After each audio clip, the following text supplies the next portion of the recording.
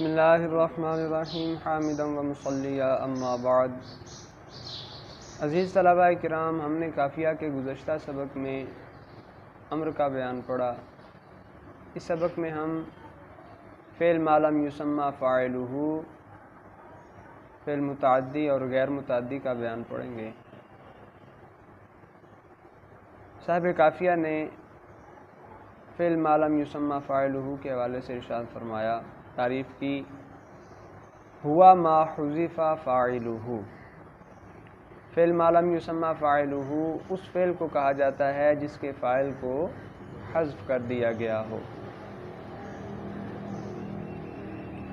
اور مفعول کو اس کا قائم مقام بنا دیا گیا ہو۔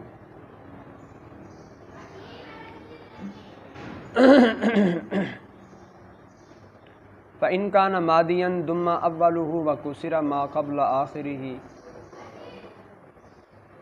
اس عبارت سے غرض مصنف فعل ما لم یسمى فاعلہ بنانے کا طریقہ بیان کرنا ہے۔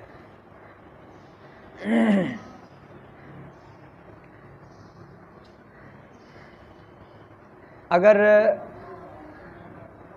ماضی میں فعل ما لم یسمى فاعلہ بنانا ہو تو اس کا طریقہ یہ ہے کہ ماضی معروف کے پہلے حرف کو ضمہ دے دیا جائے گا اور آخر سے ما قبل کو کسرہ دے دیا جائے گا، تو اس طرح معروف سے مجہول بن جائے گا۔ مثلا ضرب،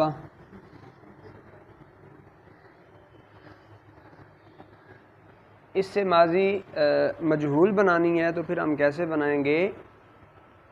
یہ جو پہلا ہے اس کو ضمہ دے دیں گے اور یہ آخر ہے، آخر کے ما قبل کو کسرہ دے دیں گے، ضرب سے ضرب۔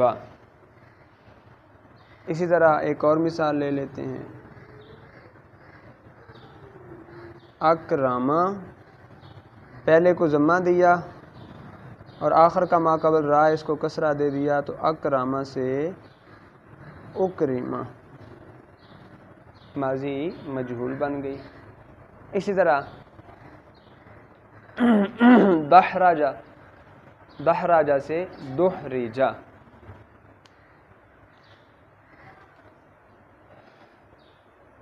وَيُضَمُّ الثَّالِثُ مَعَ حَمْزَةِ الْوَصْلِ۔ اگر شروع میں حمزہ وصل بھی ہو تو وہاں جن جن افعال کے شروع میں حمزہ وصل ہوگا ان میں یہ دو کام تو کریں گے ہی کریں گے، لیکن حمزہ وصل کے ساتھ جو تیسرا حرف ہوگا اس کو بھی ضمہ دیا جائے گا۔ مثال کے طور پر استخرج،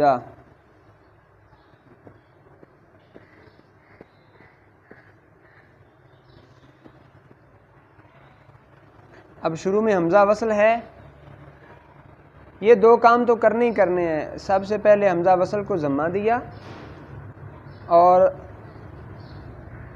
آخر کے ما قبل کو کسرہ دیا، یہ دو کام ہو گئے۔ اس میں ایک تیسرا کام بھی کرنا ہے، اور وہ کیا کرنا ہے کہ جو تیسرا حرف ہے، یہ پہلا، یہ دوسرا اور یہ تیسرا، اس کو بھی ضمہ دینا ہے، استخرج۔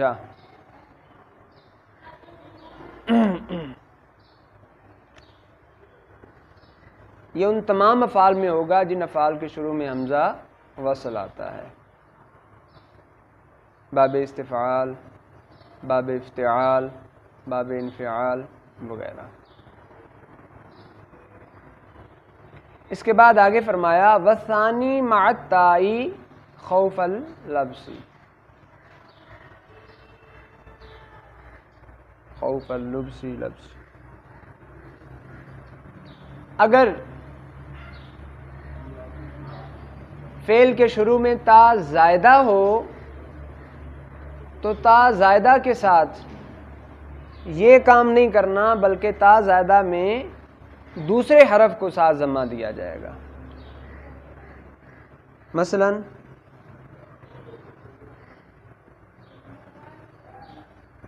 تفعل، اس سے ہم نے ماضی مجہول بنانی ہے تو کیسے بنائیں گے؟ پہلے حرف کو ضمہ دیا، آخر کے ما قبل کو کسرہ دیا، اور تا کے ساتھ جو دوسرا حرف ہے فا اس کو بھی ضمہ دیا، تو کیا بن گیا جی؟ تفعل، تفعل سے تفعل۔ اچھا، تا والوں کے ساتھ دوسرے کو ضمہ کیوں دیں گے؟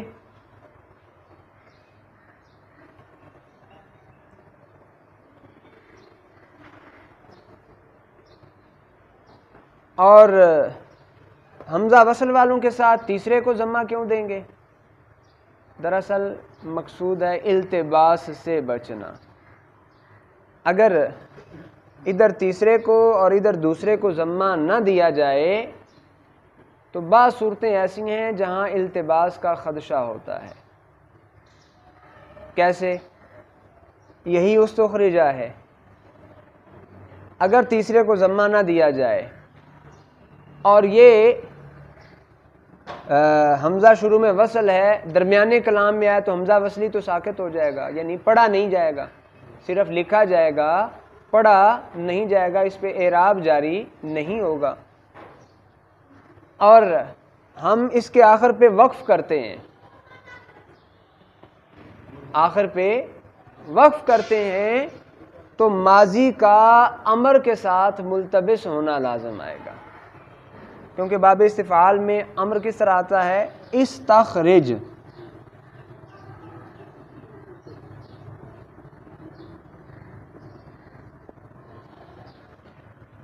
اب اس میں یہی کام کیا گیا، اگر درمیانے کلام میں آیا تو یہ تو نہ پڑھا گیا، تیسرے کو ویسے ضمہ دیا نہیں ہے، ٹھیک ہے، اور ادھر وقف کر لیا تو یہ بالکل نقشہ امر والا نہیں بن گیا۔ اس لیے التباس سے بچنے کے لیے کیا کیا جائے گا؟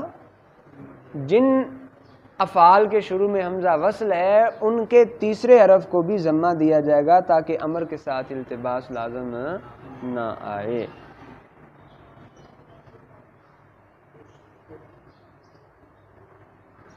ٹھیک ہے جی۔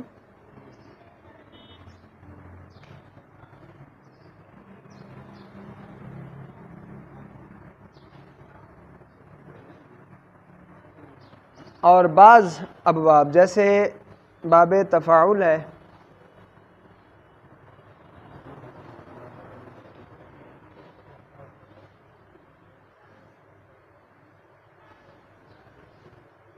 تفعیلا،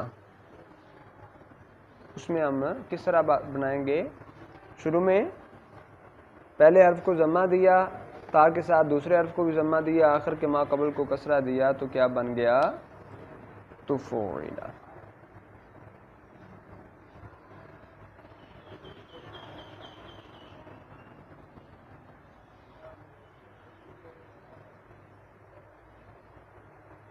اب اگر اس میں بھی ہم دوسرے حرف کو ضمہ نہ دیں تو اس کا مضارع کے ساتھ ملتبس ہونا لازم آتا ہے۔ کیسے؟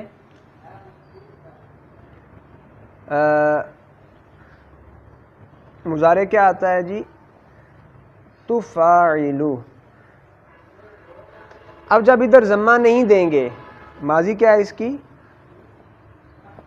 تفاعل، ماضی معروف، اس سے جب ماضی مجہول بنائی صرف پہلے حرف کو کیا کیا؟ ضمہ دیا، اور آخر کے ما قبل کو کسرہ دیا۔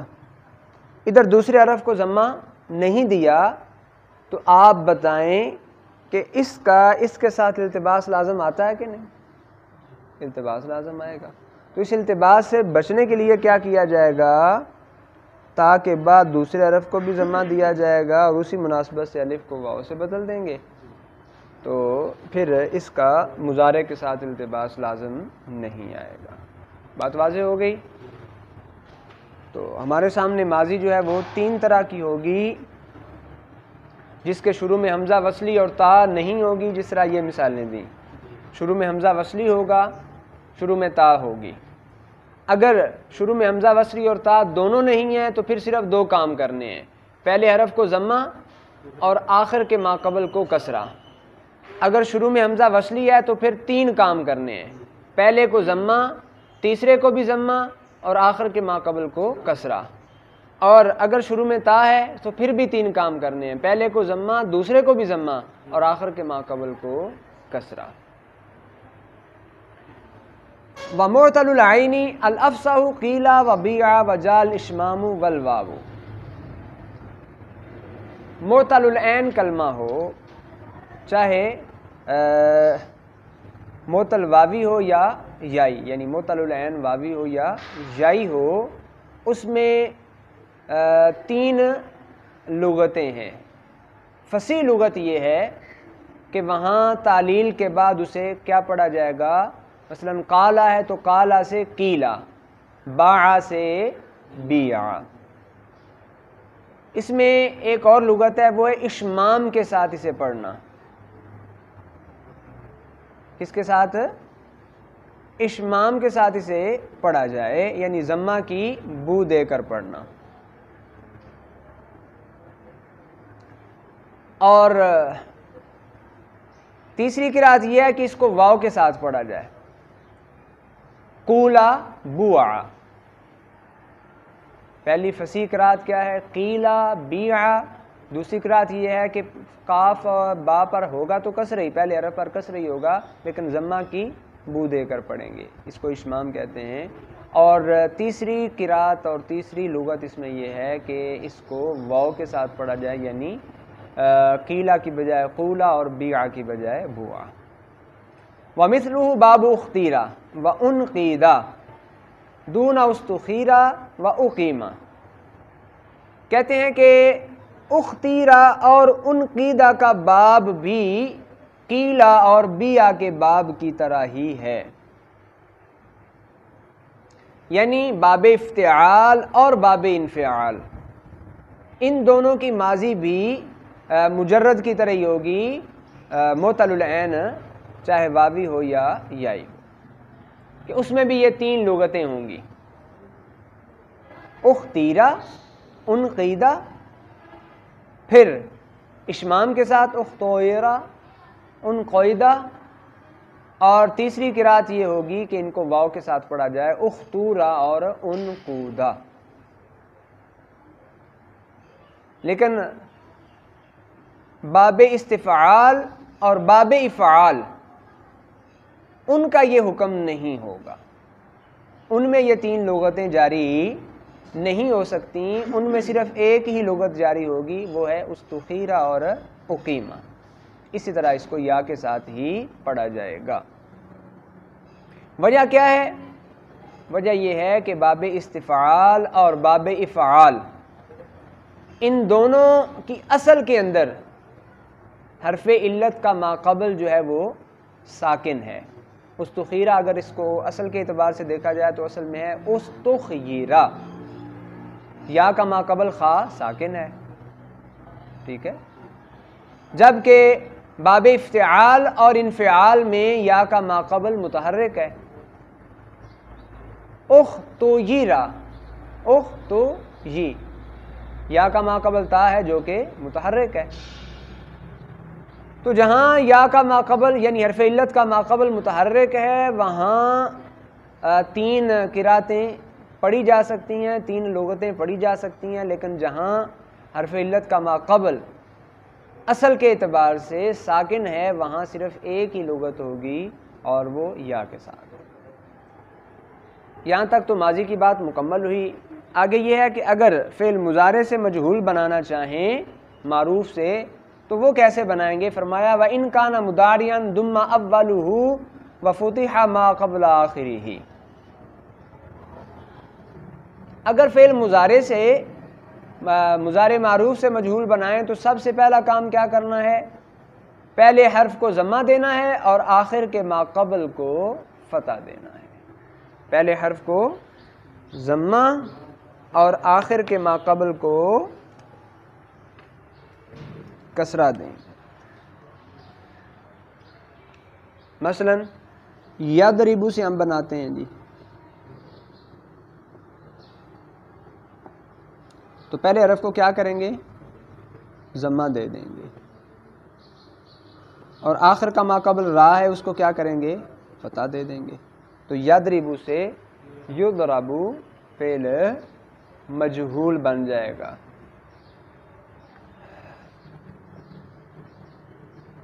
یستفعل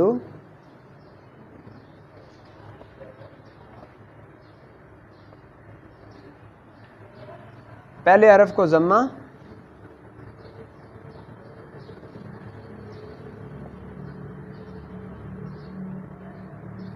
ضمہ دے دیا، اور آخر کا ما قبل کیا ہے؟ عین، اس کو فتح دے دیا. یستفعل. ٹھیک ہے جی، اس میں تمام افعال کے اندر ہی ایسا کریں گے.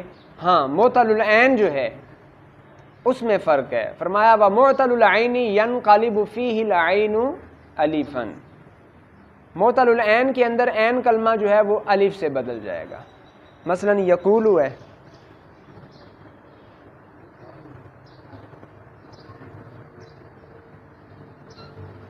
معتل العین ہے، تو اس میں کیا کیا جائے گا؟ عین کلمہ جو ہے الف سے بدل جائے گا. پہلے حرف کو ضمہ دیا، اور جب واو الف سے بدلا تو ما قبل کا ضمہ فتح سے بدل گیا، اور یقولو سے یقالو. بات واضح ہو گئی؟ فعل ماضی معروف سے ماضی مجہول کیسے بنانی ہے، اور فعل مضارع معروف سے مضارع مجہول کیسے بنائیں گے. اچھا جی، اس کے بعد مصنف نے فعل متعدی اور فعل غیر متعدی اس کا بیان کیا ہے. فرمایا فالمتعدی ما یتوقف فہمہ علی متعلق کا ضرب وغیر المتعدی بخلافہ کا قعد. سب سے پہلے فعل متعدی کی تعریف کی. فرمایا فعل متعدی وہ فعل ہوتا ہے جس کا سمجھنا کسی متعلق پر موقوف ہوتا ہے، جیسے ضربہ. اب ضربہ فعل ہے، متعدی ہے، تو اس کا سمجھنا متعلق پر، یعنی فاعل کے ساتھ ساتھ اس کو مفعول کی بھی ضرورت ہے، تب پتہ چلے گا اس فعل کا.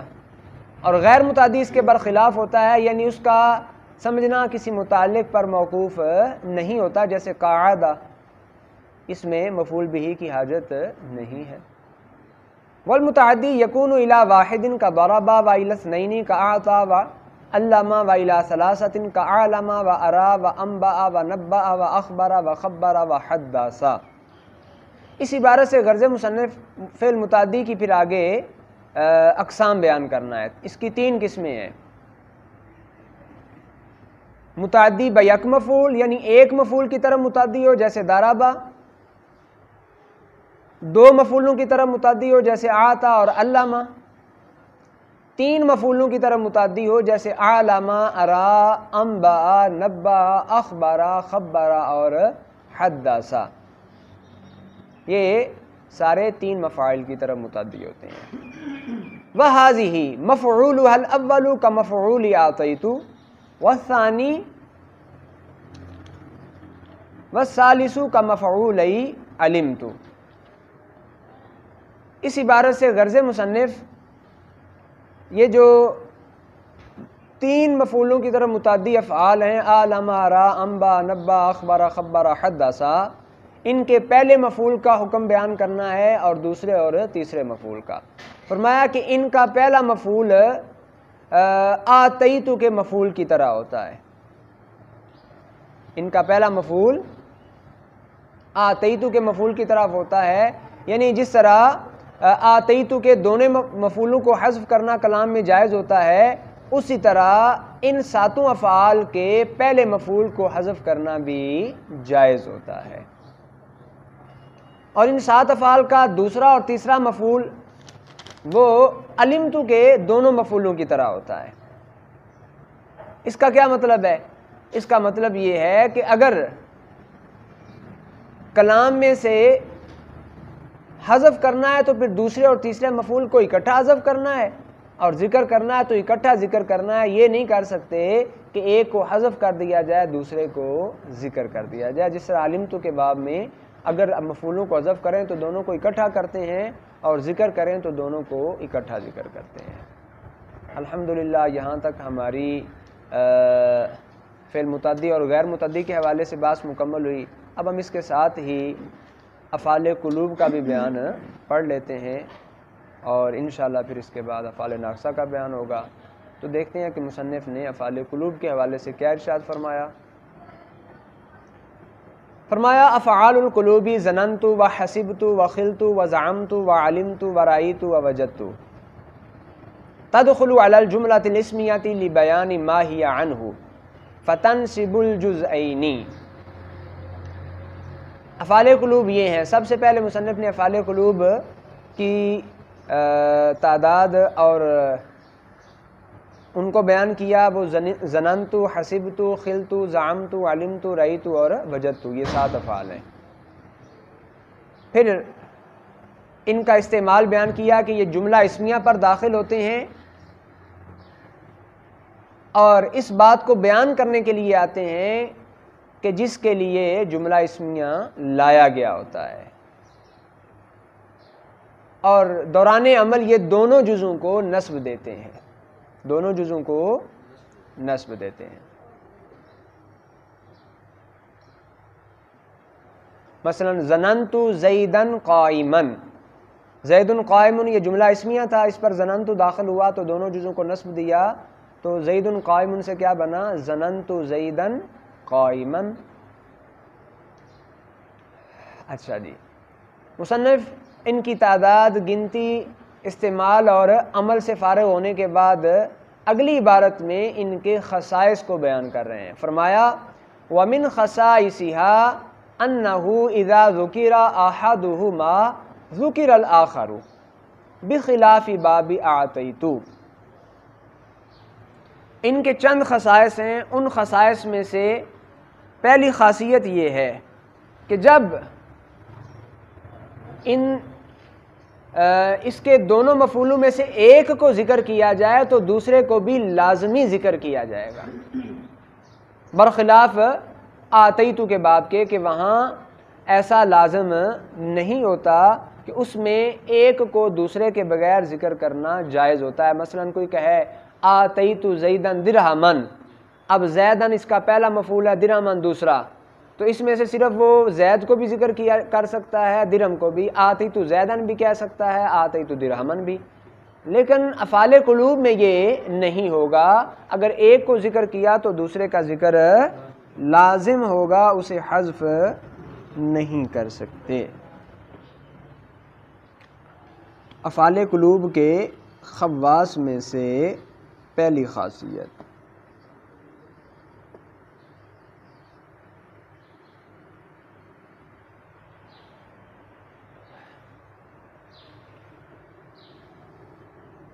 ایک مفعول کا ذکر ہو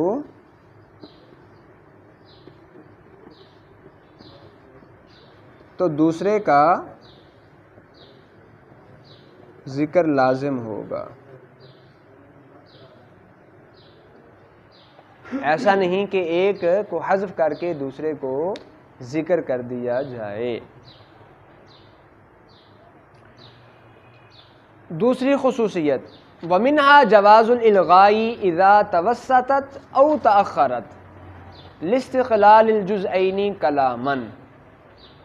ان کی دوسری خاصیت یہ ہے کہ جب افعال قلوب درمیان میں آئیں یا آخر میں آئیں تو ان کے عمل کو لغو کرنا بھی جائز ہوتا ہے، کیونکہ وہ دو مفعول جو ہوتے ہیں وہ دو مستقل جزء کلام کی بن جاتے ہیں مستقل طور پر. ان کا عمل لغو بھی ہو جائے تو کلام میں کسی قسم کا کوئی فرق نہیں پڑے گا.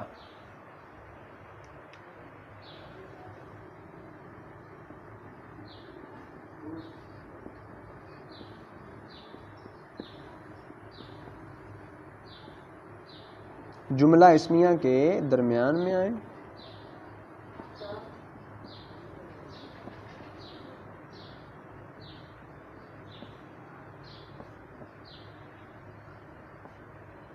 تو عمل لغو کرنا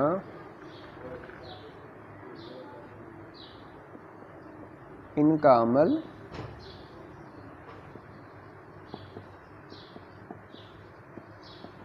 جائز. مثلاً درمیان کی مثال زید ظننت قائم، اب ظننت درمیان میں آ گیا، زید مبتدا قائم خبر، جملہ اسمیہ کے درمیان میں ظننت آ گیا، اب ظننت کا عمل باطل لغو ہو گیا، تو زید اور قائم دونوں مرفوع ہوں گے، منصوب نہیں ہوں گے۔ اور یہ آخر میں آئیں زید قائم ظننت، وہاں بھی عمل کو لغو کرنا جائز، کیونکہ یہ جو دونوں جزء ہیں، دونوں مفعول ہیں ان کے، یہ کلام کی مستقل جزء ہیں، اس کے بغیر بھی یہ پہلے کلام تھے، اور اب اگر ان کا عمل باطل بھی ہو جائے تو وہ مستقل کلام رہیں گے، ان میں کوئی خلل نہیں آئے گا۔ اچھا جی، اس کے بعد آگے تیسری خصوصیت بیان کی، فرمایا وَمِنْهَا أَنَّهَا تُعَلَّقُ قَبْلَ الْاِسْتِفْهَامِ وَالنَّفْيِ وَاللَّامِ مثل عَلِمْتُ أَزَيْدٌ عِنْدَكَ أَمْ عَمْرٌ۔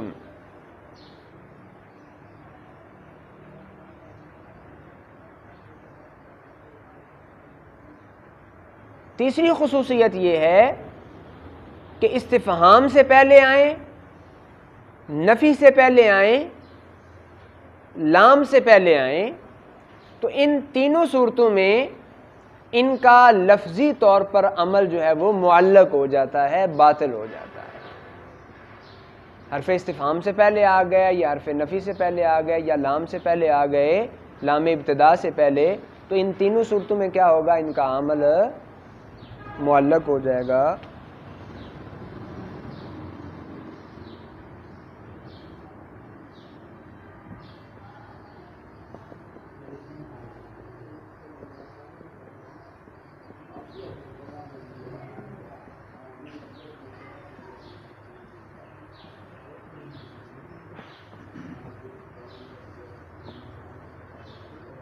تو عمل کیا ہوگا؟ معلق۔ دیکھیں مثال میں مصنف نے فرمایا علمت ازید عندک ام امر، اب حمزہ استفہام سے پہلے علمت آیا تو اس کا عمل لفظی طور پر معلق ہو گیا، زید جو ہے یہ کیا ہو گیا؟ مرفوع۔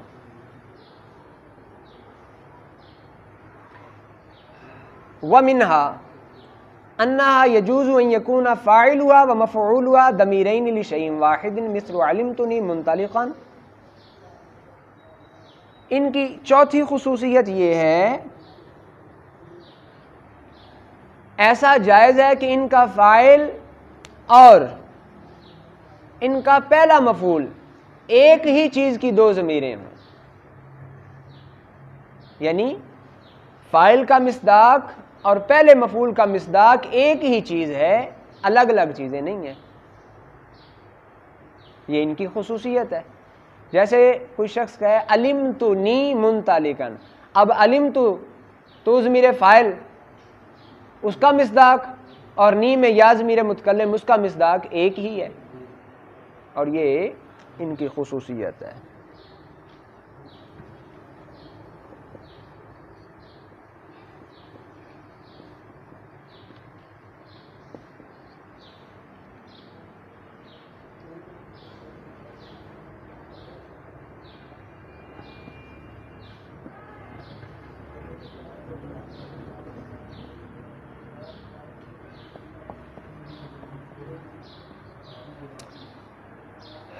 ٹھیک ہے جی، یہ ان کے چار خصائص مصنف نے بیان کیے۔ اب اس باز کے آخر میں یہ بیان فرما رہے ہیں کہ افعال قلوب اپنے بنیادی معنی سے ہٹ کر دیگر معنی میں بھی استعمال ہوتے ہیں، اور جب ان معنی میں استعمال ہوں تو پھر یہ دو مفعولوں کی طرف متعدی نہیں ہوتے بلکہ ایک مفعول کی طرف متعدی ہوں گے، اور وہ کیا ہیں؟ فرمایا وَلِبَعْدِهَا مَانًا آخَرُ يَتَعَدَّى بِهِ إِلَى وَاحِدٍ، ان افعال میں سے بعض کے دیگر معنی بھی پائے جاتے ہیں، اس وقت وہ افعال جو ہیں وہ ایک مفعول کی طرف متعدی ہوتے ہیں۔ اب ان میں سے کچھ کے معنی وہ بیان کیے، فرمایا فَظَنَنْتُ بِمَانَا اتَّهَمْتُ وَعَلِمْتُ بِمَانَا عَرَفْتُ وَرَأَيْتُ بِمَانَا أَبْصَرْتُ وَوَجَدْتُ بِمَانَا أَصَبْتُ۔ جب ظننتُ اتَّهَمْتُ کے معنی میں ہو، علمت عرفت کے معنی میں ہو، رأیت ابصرت کے معنی میں ہو، اور وجدت اصبت کے معنی میں ہو، تو اس وقت یہ افعال ایک مفعول کی طرف متعدی ہوں گے۔ الحمدللہ یہاں تک ہماری افعال قلوب کے حوالے سے بھی بات مکمل ہوئی۔ انشاءاللہ العزیز ہمارا اگلا سبق افعال ناقصہ کے بیان میں ہوگا۔ اللہ رب العزت